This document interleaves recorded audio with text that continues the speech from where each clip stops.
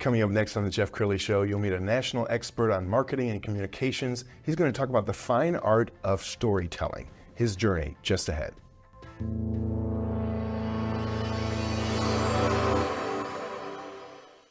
Many are predicting that the worst is yet to come, which is unfortunate, said one person here. Until now, they've enjoyed the reputation of being the nation's icebox. Watched a burglar in his home this morning by webcam. As a journalist of over 25 years, stories are what make my world turn. Reporting live from the Dallas newsroom tonight, Jeff Crilley, Fox 4 News. But in 2008, I took the jump from my familiar life and started a PR firm from my home. We're talking about anyone with a camcorder like the one I'm using becomes a television network. We started slowly growing the company, and we now have over 100 clients, and we've branched into the world of live digital broadcasting. I now own 8 different TV studios and have a huge team, and the stories that I now get to share are sometimes the most important of my life. Life has a funny way of coming around full circle. This is the Jeff Crilley Show. Well, at my heart, I'm a storyteller. That's what I've done throughout my professional career, first in news and now in public relations and podcasting. And I love to interview other professional storytellers. And I can't think of a better person to introduce you to right now than Jim Dale. He's an expert in marketing and communications. You've worked in some of the largest agencies in the country, and I'm thrilled to have you on the show. Well, thank you, Jeff. It's nice to be here. Thank you for inviting me. Well, we were talking right before the show, and your career in journalism actually started in middle school. Oh, yes, it did. I actually started our middle school newsletter, newspaper at the time, and I was living on the coast in Mississippi, and all the kids after school would go down to the beach and cast their nets and catch mullets, and we used those for bait, and so I named it the Mullet Wrapper. I like it. Did you do exposés on the food in the cafeteria and what's in that? I'm sure we covered all those things. I'm sure we covered the basketball and football scores, and things like which coach was responsible for delivering the pops that month. So behave yourself. Yeah, that's awesome. Okay, so tell us about your resume. After middle school, where did you go? I've always been a storyteller. I've always been a writer, all the way through high school, writing for the high school newspaper, et cetera. And started out in college. I got my undergraduate degree at UNT. It was North Texas State University at that time, which kind of tells you a little bit about how old I am. But I was fortunate enough to get into that program with a group of professors who were all about storytelling. Certainly they taught journalism, they taught advertising, they taught media relations, public relations, they taught photojournalism. Sure. Back then everyone had to do their own pictures, with a 2.25-inch Ashika kind of camera. And you were expected to go find stories, no matter what they were, and to report those stories, tell those stories. In fact, I remember the grades being based on you getting a certain number of stories, not only explored and reported and written, but published during the course of a semester. And I've run into many, many people over the last 4 years who also were from that vintage at NTSU. Everyone always says, "Oh, how many semesters did it take you to get through this class or this class?" Because you had to get that magic 7. But I was fortunate enough to really learn the art of storytelling. I graduated with a concentration in public relations, but that didn't mean I didn't know how to do all the other things. And so I went to work from there at Texas Instruments right out of college. And I think this is the goosebump thing for me throughout my career, is that I've just landed in some of the greatest jobs at the greatest places with the greatest people at the greatest times that I could imagine. And so, here I am, this young college grad, going to work in a brand new PR job at a huge corporation at that time. TI was far bigger and more spread out and doing way more things than it is now. And being given a reporter's notebook and said, go find technology stories. Cool. No limits to what you can do, no limits to where you can go, no restrictions on the kinds of stories that you can bring us, because they wanted at that time to take these stories out to the public. Yes. And people knew TI for the calculator or for Speak and Spell. They had no idea that the company was involved in advanced semiconductors at the time, or metallurgical research, or even the early beginnings of artificial intelligence, which we all are living in now. And so, I got to spend 3 years diving into their R&D thing and just finding all of these wonderful, wonderful stories and developing those stories, and also working with the experts who had done those things. These were big-time technologists. and training them for media tours and packaging their stories and reaching out across the country to specific markets and selling those stories in and then doing media tours. Yeah. And so it was a grad course in a master's course in media relations at that time, PR. And it really, really moved the needle for the company. And people out there still talk about that. Why aren't we still doing that kind of thing? You know, Jack Kilby invented the microchip. I interviewed him, and he was cool. a wonderful, wonderful guy. Yeah. You know, he told some great stories. We don't need to get into them here, but just wonderful stories. Very quiet man, very large man. Yeah. But and you know, he went on to get the Nobel Prize for that. But, Amazing. I covered that. oh my gosh. Yeah. So, but just a giant of a man in every way, and so gracious. Very cool. Okay, so what happens after TI? I had learned technology at TI, and you know what? The other thing that I think was magical for me was being exposed to all these technologies. I really learned how semiconductors are made. I learned how CCD imagers were made, and now they're everywhere in our phones. But really new at that time. And they had an advertising agency that they were working with, and they were struggling a little bit, as many agencies were at that time, because it was the technology rise. It was, the gold rush in terms of what was happening in the tech world. And they assigned me to work and interface with the major ad agencies that they were working with. It was Moselle and Jacobs at the time. They later became TM and whatever, McCann, some of the other big shops around. And so part of my job became working with the creative people at the ad agencies to help them understand and to explain to them, because I had gotten very good at doing that, how these various technologies worked. Yes. What made them happen, what made them tick, where they were going, all those kind of things. And so they started to see a huge improvement in the quality of the advertising creative that was coming out of these agencies. And within 6 months, the agency and TI got together and said, we need him over here. Wow. And so I went to my first ad agency. Totally unexpected, totally unplanned, was not in my, on my bingo card. And that began a lengthy career in advertising, which I thoroughly loved, and again, I was fortunate enough to be brought into a group there at Moselle that not only was working on TI stuff, but E-Systems, all these other technology companies that were just emerging, Yes. LTV, Raytheon, that were just kind of growing at the time.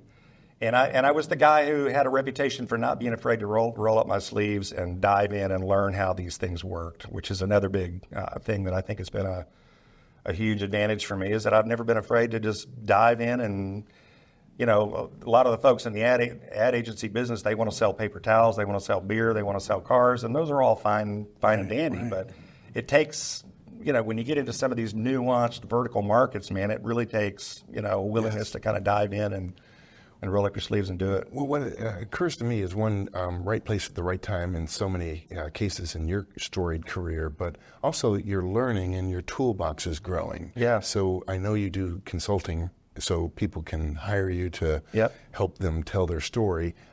You must have so many tools in your toolbox. I think so, and I've been very fortunate to be able to put all those together. After a few years at Moselle, agencies all along the West Coast and East Coast and elsewhere, they were all wanting technology accounts. And every agency, you had your beer account, you had your car account, now you had to have a big tech account. And so my skill set at that point, my toolbox at that point was highly prized. And J. Walter Thompson reached out to me, and they said, we've got a shop in Dallas, and they're doing, because Dallas at that time was, you look at all the defense industries that were here, look at all the telecom industries that started here. And they're a giant, a legendary company. Yeah, giant. And J. Walter Thompson, yes, global, the oldest agency in the world. It was really kind of a thrill. And they brought me on board as a creative director. And so I was managing creative shops in Dallas, Los Angeles, Chicago, and working with the New York team as well. Wow. And helping them put together new business pitches for all these technology accounts. And like I said, I've been blessed enough to be at the right places at the right times with the right people and the right opportunities, and that became successful. Well, congratulations. I think you're amazing. Tell me one of your favorite success stories. Oh, that came way later. Once I started my own business, I'll interject here, but about 1993, after I'd done advertising and all that other stuff for 10, 12 years or whatever, I decided I really want to go out and put on, wear my own hat and put my own shingle out and everything. And the reason I did that was because there were a lot of small technology startups and small other startups that couldn't afford to go to the big agencies. Right. I mean, they didn't have those kind of budgets. Right. They needed someone who could get it right for them the first time, really help them build from a small company into something where they were a good candidate for one of the big agencies. And so I decided that's going to be my niche, and had great success doing that. A lot of the companies that I started with, they were, $5 million a year. Now they've been bought out by huge conglomerates and they're making bank. But along the way doing that, I had a chance to work for every kind of client you could imagine, large, small, local, global, virtually every industry. And I would wear whatever hat they needed at that time. Need a PR guy? Fine. Need an advertising guy? Fine. Right. And, you can't do all those things without really coming to understand marketing. Right. So that's why I think of myself as an umbrella as a marketing guy. Sure. And to market, I'll again pull out whatever hat I need to pull out to connect point A with point B. Right. A is your message, B is your audience. What's the most elegant way to connect those two? But along the way, doing that, I had the chance to work with a lot of universities who were doing branding, positioning, messaging studies, and things like that. And I had worked with a lot of those kind of people through the course of my career. And so I started doing that kind of work for universities, colleges, whatever, all around. And every time I went on a university campus, I thought, dang it, I really want to go back to school. I really, really, really want to go back to school. So I hit a point, this was maybe during the Great Recession, things had been good. I said, if I'm ever going to do this, I'm going to do it now.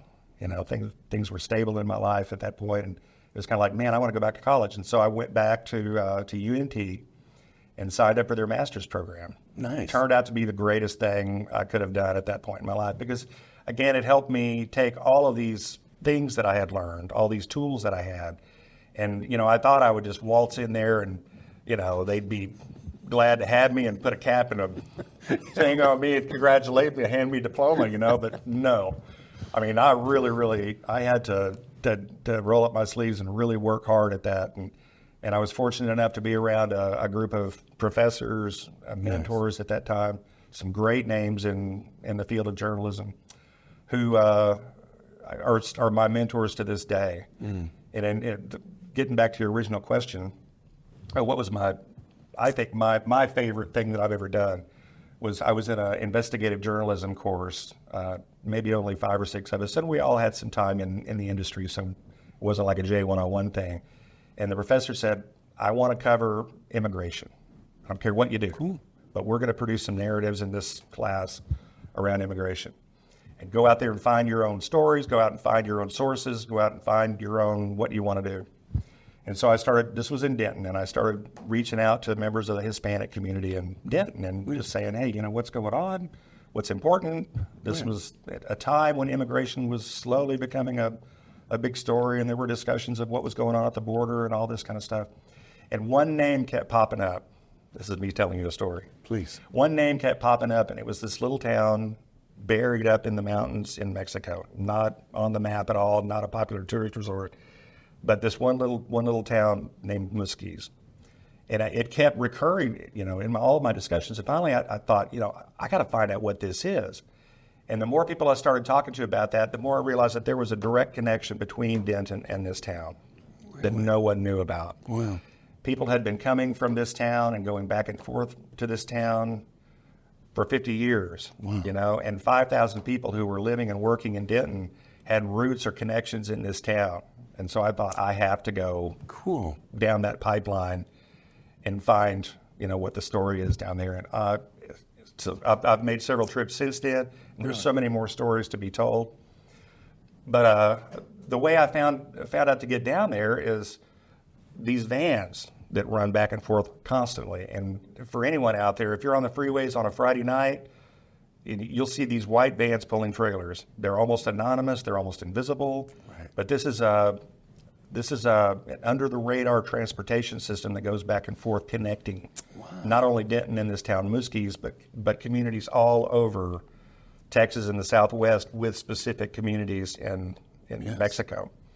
And that became a story in and of itself. But, that the van became my vehicle. And so I hop on this van on a Friday night full of people who were traveling back and forth. I speak a little bit of Spanish, but other than that, it was me. And, 14 hours down, and I spent a weekend in that town and reported on it, and all the way back, 14 hours back. And over the next month, I produced a series of stories for the Denton Record Chronicle. Nice. Ran over 3 days, I think 14,000 words all together with photographs. And it blew up. It completely connected those two towns. People in Denton had no idea. People in Muskies had no idea. Right. And the Facebook groups went nuts. And I felt the reason it's rewarding to me was not only was it, great journalism. I think it won the Associated Press Award for Best Series. Congratulations. That year. Thank you. But it created such a connection. Yes. And now the city elders of Denton and the city elders of Muskies, Yes. they're not sister cities, but they're friendship cities. Sure. And the fire departments and the police departments co-train and do things like that. And so it made a difference. And I don't know if you can tell from watching this, but Jim's eyes are glistening right now. Why is it so emotional for you when you think about this? Because I think that's the power of storytelling. No matter what we're doing, as journalists, we have the power to change lives. I mean, we really, truly do. You've got your straight news reporting, that kind of thing where you got to get late breaking news out or whatever like that. It's who, what, where, when, why, and how. The lead, you learn how to do that. But I'm really a fan of investigative long form, Yes. And I'm a nut about that stuff, and I love reading it. And I share stories all the time with other people who I think would find these fascinating. I love the great reporters and writers.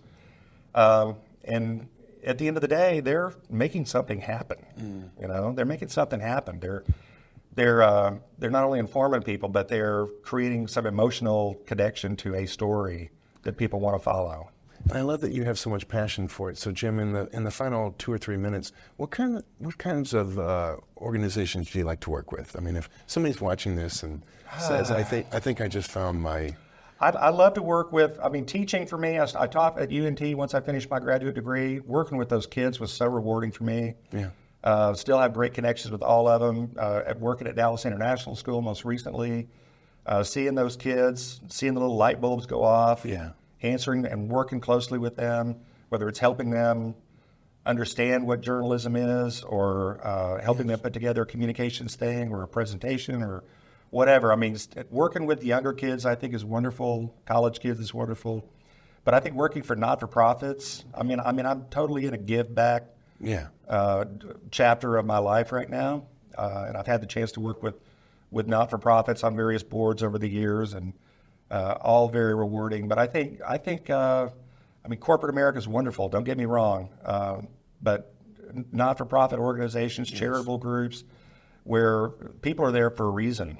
They're there for a purpose, and they have, and I share that purpose. And so for me, I think those are the most rewarding. Wow. Thank you so much for sharing your wisdom. And there are 21-year-olds graduating from college every day with a marketing degree, but your storied career. I mean, you can't teach that in college.